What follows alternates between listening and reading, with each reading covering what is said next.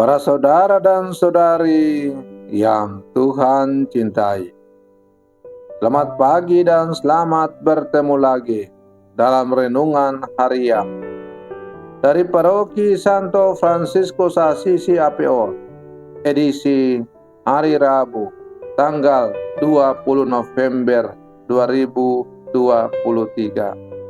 dalam masa biasa yang ke-33. Mengawali hari yang baru ini, kita hendak mendengar dan merenungkan sabda Tuhan. Marilah sebelum kita mendengar dan merenungkan sabda Tuhan, kita berdoa. Dalam nama Bapa dan Putra dan Roh Kudus. Amin.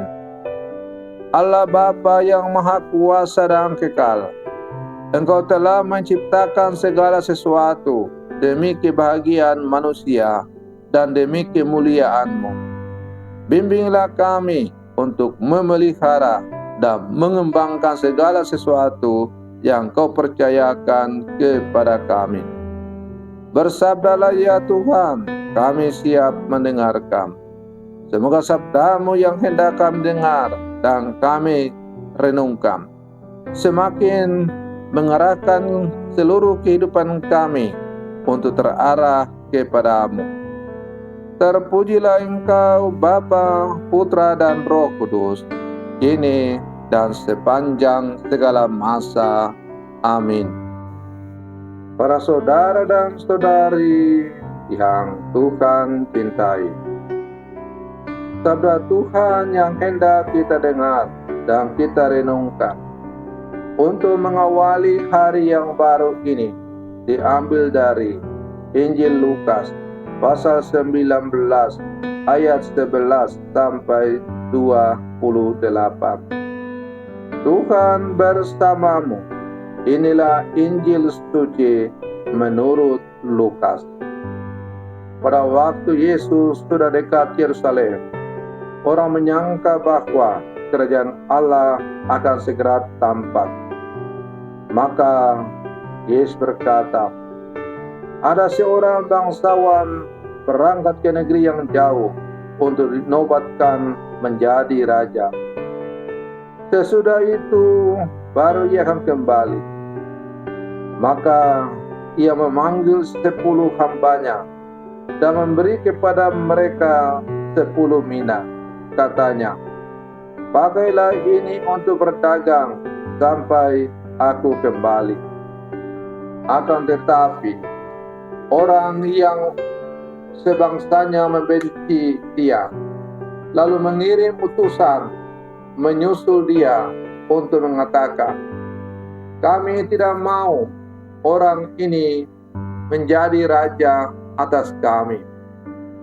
Dan terjadilah ketika ia kembali setelah dinobatkan menjadi raja, ia menyuruh memanggil hamba-hambanya yang telah diberinya uang itu untuk mengetahui seberapa hasil dagang mereka masing-masing. Yang pertama datang dan berkata, Tuan, mina tuan yang satu itu telah menghasilkan 10 mina. Katanya kepada hamba itu, baik sekali perbuatanmu itu, hai hamba yang baik. Engkau telah setia dalam perkara kecil. Karena itu, terimalah kekuasaan atas 10 kota. Datanglah yang kedua dan berkata, Tuan, mina tuan telah menghasilkan 5 mina. Katanya kepada orang kedua itu, dan engkau kuasailah 5 kota. Dan hamba yang ketiga datang berkata, Tuan, inilah mina tuan. Aku telah menyimpannya dalam sapu tangan, sebab aku takut akan Tuan, karena Tuan adalah manusia yang keras. Tuhan mengambil apa yang tidak pernah Tuhan taruh, dan Tuhan menuai apa yang Tuhan tidak tabur. kata bangsawan itu, "Hai hamba yang jahat, aku akan menghakimi engkau menurut perkataanmu sendiri. Engkau sudah tahu aku ini orang yang keras. Aku mengambil apa yang tidak pernah kutaruh dan menuai apa yang tidak kutabur. Jika demikian, mengapa uangku tidak kau berikan kepada orang yang menjalankan uang? Maka sekembaliku aku dapat mengambilnya serta dengan bunganya." Lalu katanya kepada orang-orang yang berdiri di situ, "Ambillah mina yang satu itu dan berikanlah kepada orang yang mempunyai 10 mina itu." Kata mereka kepadanya, "Tuan, ia sudah mempunyai 10 mina." Ia menjawab, "Aku berkata kepadamu, setiap orang yang mempunyai, ia akan diberi. Tetapi siapa yang tidak mempunyai, daripadanya akan diambil juga apa yang ada padanya. Akan tetapi semua seteruku ini yang tidak suka aku menjadi rajanya, bawalah mereka kemari dan bunuhlah mereka di depan mataku." Setelah mengatakan semuanya itu, Yesus mendahului mereka meneruskan perjalanannya ke Yerusalem. Demikianlah sabda Tuhan. Para saudara dan saudari yang Tuhan cintai, bacaan Injil yang dipendengarkan pada kita oleh gereja pada hari ini kiranya cukup panjang. Yesus dalam Injil hari ini memberikan perumpamaan tentang uang mina yang diserahkan kepada para hamba untuk dikembangkan.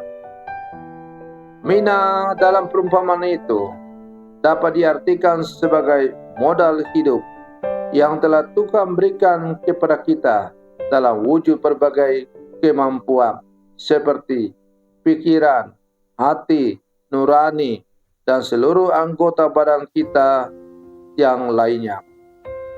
Yesus memberikan kepercayaan kepada kita untuk mengelola dan mengisi anugerah hidup ini dengan cara-cara yang baik.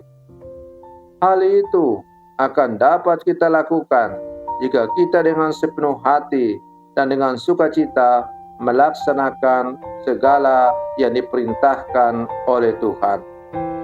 Para saudara dan saudari yang Tuhan cintai, Tuhan selalu memberikan kebebasan kepada kita untuk hidup. Kadang kita menggunakan kebebasan itu secara tidak bertanggung jawab dengan hidup seenaknya, mengikuti keinginan daging kita yang belum tentu berkenan di hati Tuhan, dan memanjakan segala nafsu kita.